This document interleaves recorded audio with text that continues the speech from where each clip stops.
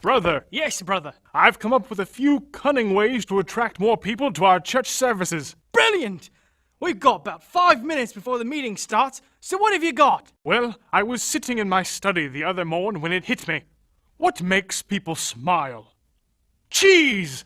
We'll offer cheese to all new attendees. Oh, I don't know about that one. What if we tie a big red bow on it? We'll hand out massive cheese wedges with red bows. Brilliant! So what else have you got? Well, you know how frustrating it is when you don't know where you're supposed to be going and no one will tell you? Oh, that's so aggravating. Precisely.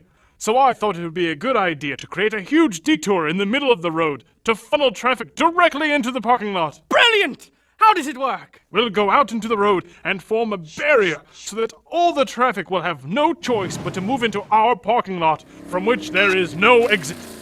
But what about us not having enough parking spaces for all these chaps? We'll stack them on top of each other. So we'll funnel all the traffic via a detour off the road and into our parking lot, stacking them on top of each other, smashing! And I'll run the magnetic crane. Wonderful. Okay, give me something more. All right. How about this one?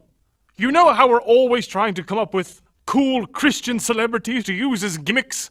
Like former teen heartthrob Kirk Cameron? Exactly. Goodness gracious, yes! Well, how about we hand out autographed pictures of Billy Graham? Uh-huh. Explain how. Well, a few weeks after the detour, and we've got a good customer base built up, we advertise on the marquee that we have free pictures of Billy Graham with each new attendee. Then, to receive their free autographed copy of Billy Graham, all they have to do is sign their name on a blank sheet of paper, which we'll secretly disguise as a membership application and tithing commitment. Offering autographed pictures of Billy Graham? They'll be eating them up like candy! Brilliant! Wait, what about tooth decay? Brother, it's not actually candy. It's only paper. Even better! What else have you been working on? Well, you know how those American reality TV shows have really taken off like hotcakes? I love that sassy Englishman! Right! Well, I devised a plan to make visitors at our church feel more at home. Brilliant! Tell me more! We'll have competitions each week where visitors will come up at front and sing one of our praise songs when they haven't got an acorn's chance in a squirrel's saloon of singing it right. Once they've been thoroughly browbeaten by our own deacon judgment panel, we'll vote off the ones that really make the kittens scream. Visitors, voting, squirrel saloons? How can we go wrong with that? Tell me the truth. Did you come up with this all on your own? Of course. Brilliant! What other ways have you invented to get more people into our church? 2 words. Choir lingerie. Choir what?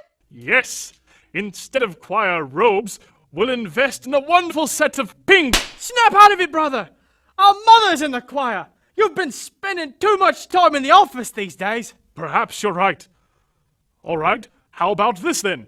We'll hand out free fanny packs. No. Earmuffs. No. Fingernail clippers. No. Personalized toilet paper. No. Aha! What? I have just now invented a contraption called the fake Bible. Wowie wow wow! What's that? Say you're in the middle of one of the greatest books you've ever read, and you have no choice but to go to church. I hate it when that happens. Right! So with the fake Bible, you wrap it around the book you're reading, and it looks as though you're studying the good book. This way you can make a good impression on church members and finish the book you are reading. Brilliant! I will demonstrate. Look, I'm studying my Bible. You can also use it as a flotation device. Great!